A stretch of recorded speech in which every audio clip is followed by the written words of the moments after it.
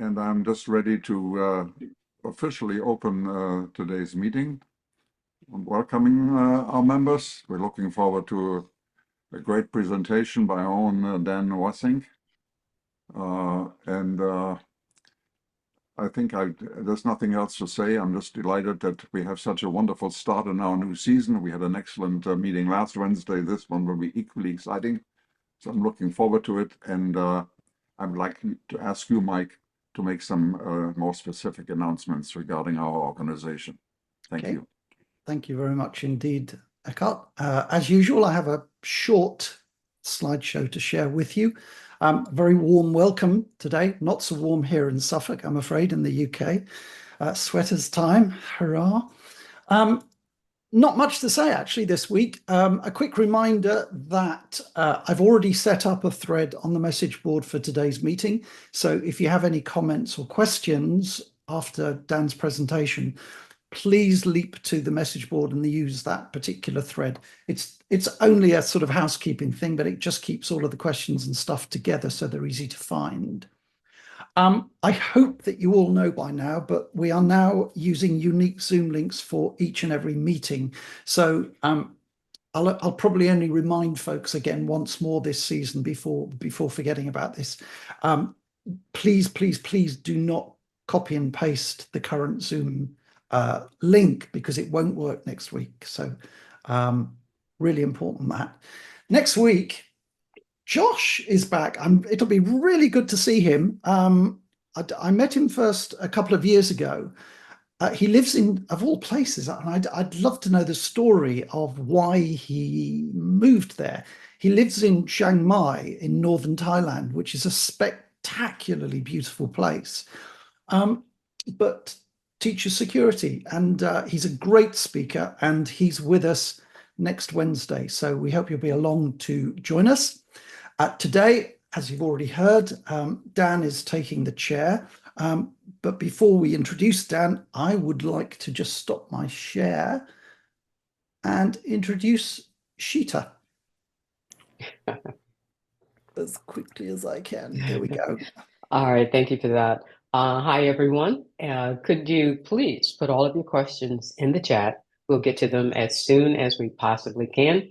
If they're really burning, I'll try to interrupt Dan and see if he can answer the question. I welcome you and thank you for coming today. And I just have one question. There is someone, Joe Henriksen. For some reason, I cannot mute you. Could you please mute your microphone? And if everyone could please keep their microphone muted, I'd greatly appreciate it. Thank you very much. And now we're going to have Dan Wassink. Or Mike, did you want to present more? No, that's it. That's it. Okay. All right. Dan, all yours. All right. I'm going to share my screen here. And while I get this situated, just so everyone knows, I still have a little bit of a slight cough. I'm now on steroids for it, so they're trying something new. So I'm taking cough drops. Hopefully I won't have any coughing fit, but I apologize in advance, and I have a quick button here that I can mute myself. So if it does happen, hopefully we're all good. Okay, with that out of the way, everyone can hear me all right, and you can see me all right, and you can see my Mac all right, correct? Yes, that is correct. All right, perfect. We are good.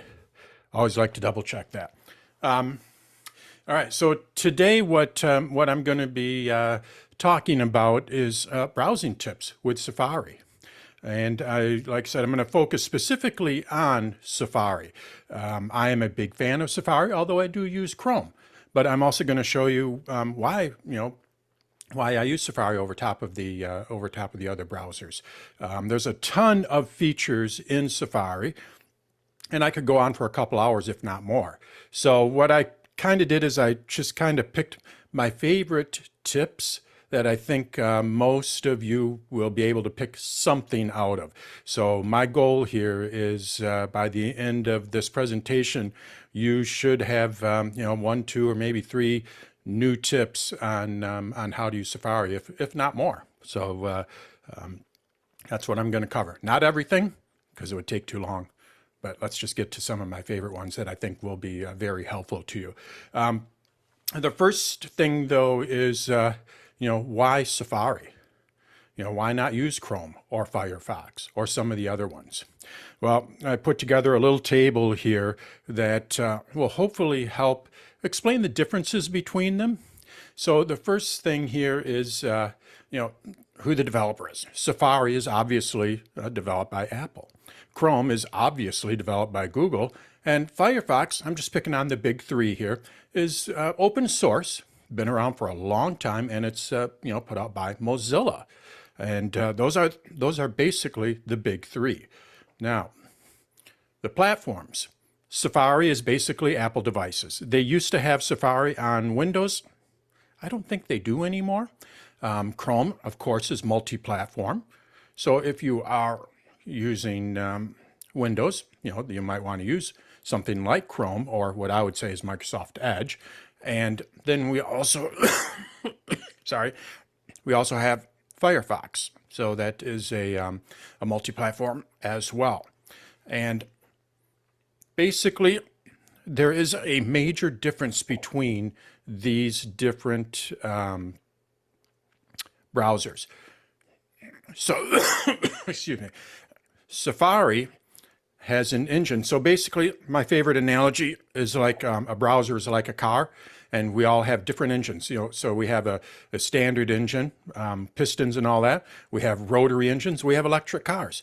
But all of them will get us from point A to point B. They all do the same thing, or overall the same thing. But how they get us there is entirely different. And that's basically what's happening with these different browsers. Safari uses WebKit as an engine. Chrome uses Blink as an engine, which is actually a fork of WebKit, but it's its own engine. So it's probably like the rotary engine. It still kind of uses combustion to get us going there, but it doesn't use the pistons up and down kind of thing. And then Gecko would be like the EV. It's a completely different engine. So that is primarily the big difference. Now, the key here is, I always like to throw this in, and now it just changed this year.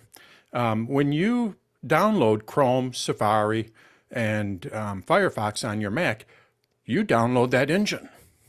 So they work entirely different behind the scenes.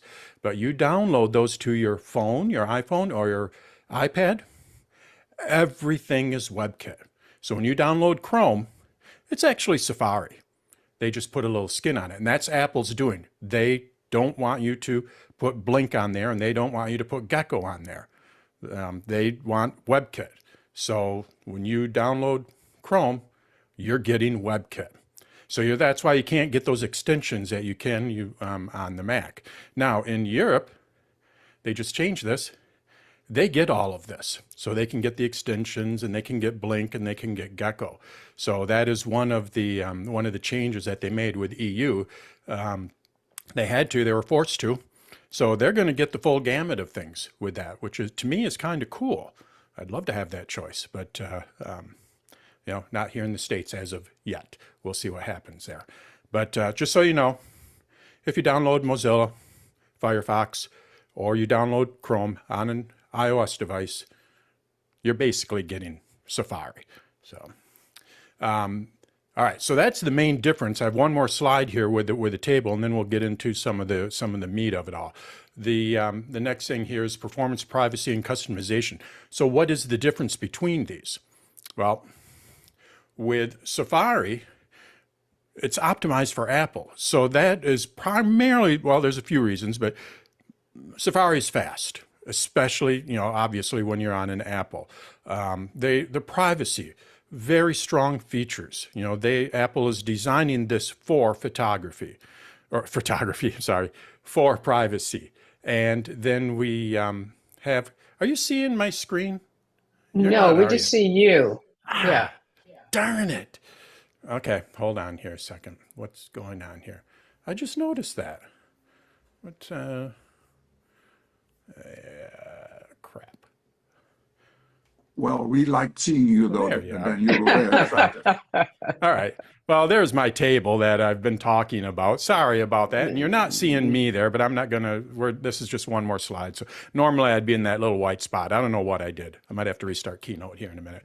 But anyway, so optimized for it has strong privacy features, and it's not very customizable. Where Chrome is fast, but it uses high memory. It also is not efficient at all. And Chrome has even admitted this. Google has admitted this. If you use Chrome on a laptop, it's going to affect your battery life.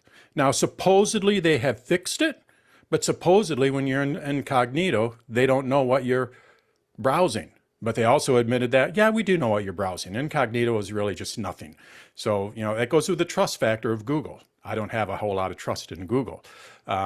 So high memory, bad battery, trust issues, some data collection, as you can see, but highly customizable. So that's why I tend to stay away from Chrome, although I do use it for some of my YouTube stuff, because there's extensions that just don't work on Safari, and I need them for my YouTube stuff. So I do use Chrome, but it's just on a very, very slim basis there.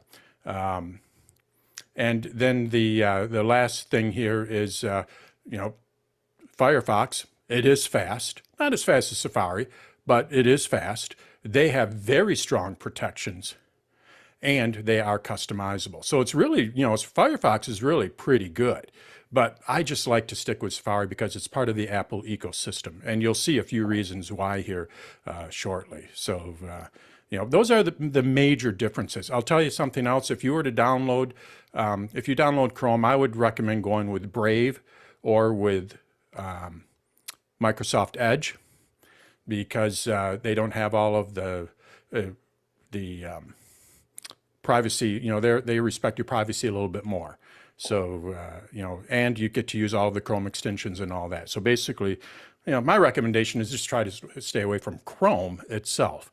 And I think you'll be much happier with that.